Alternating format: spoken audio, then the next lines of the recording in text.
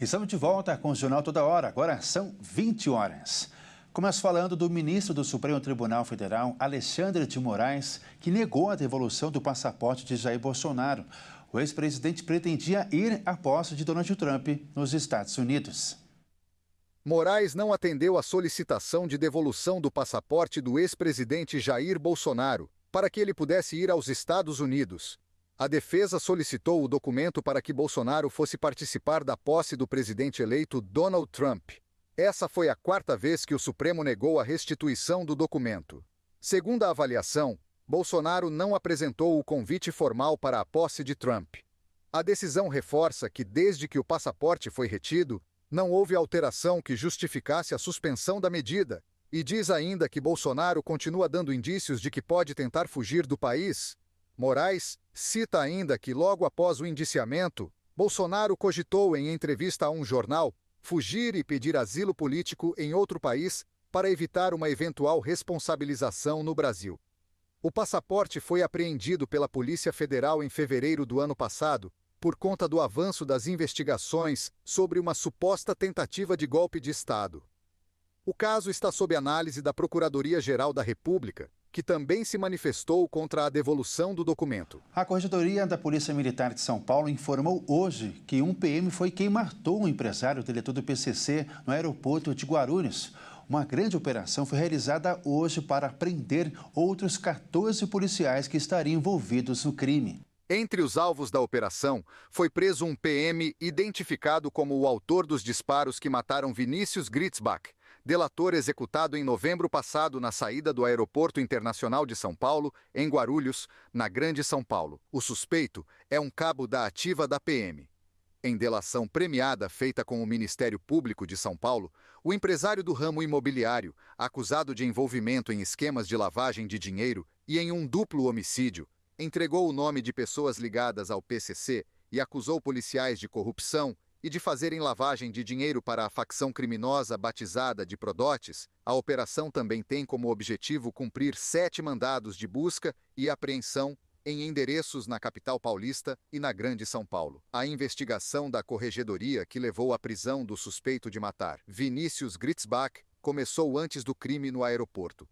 Uma denúncia anônima recebida em março do ano passado apontava possíveis vazamentos de informações sigilosas que favoreciam criminosos ligados à facção.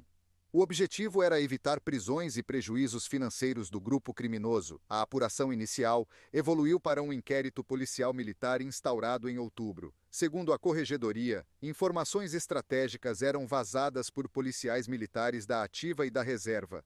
Um dos beneficiados era Gritzbach, que usava PMs em sua escolta privada, caracterizando a integração de agentes à organização criminosa. Câmeras de segurança do aeroporto gravaram o assassinato de Gritzbach, cometido por homens encapuzados usando fuzis que fugiram em seguida. Um motorista por aplicativo que estava ali no local acabou sendo atingido por um dos disparos e também morreu. 2 suspeitos de participarem da execução foram presos dias depois por uma força-tarefa criada pelo governo paulista para investigar o caso. O número de crianças e adolescentes brasileiros vivendo na pobreza diminuiu 5,5 milhões em 6 anos. Apesar da queda, quase 29 milhões de menores ainda enfrentam dificuldades. O número de crianças e adolescentes brasileiros vivendo na pobreza baixou de 34 milhões e 300 mil em 2017 para 28 milhões e 800 mil em 2023. De acordo com dados Fundo das Nações Unidas para a Infância, a comparação representa uma melhora de 16% no indicador, mas indica um caminho longo a percorrer. Apesar do bom resultado, o número ainda é muito alto e representa 55% da população de 0 a 17 anos do país.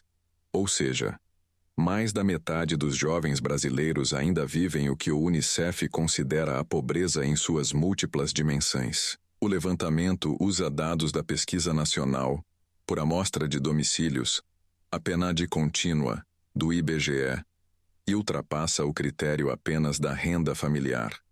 São consideradas também educação, o acesso à informação, a água, o saneamento, a moradia e a proteção contra o trabalho infantil. O estudo revelou ainda que os estados que apresentaram os piores índices de privação foram da região norte e nordeste do país: Pará, Maranhão, Rondônia e Amapá, com indicadores acima de 88%.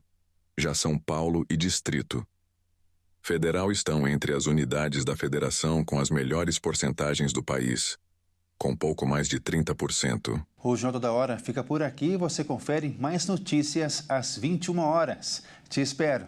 Tchau.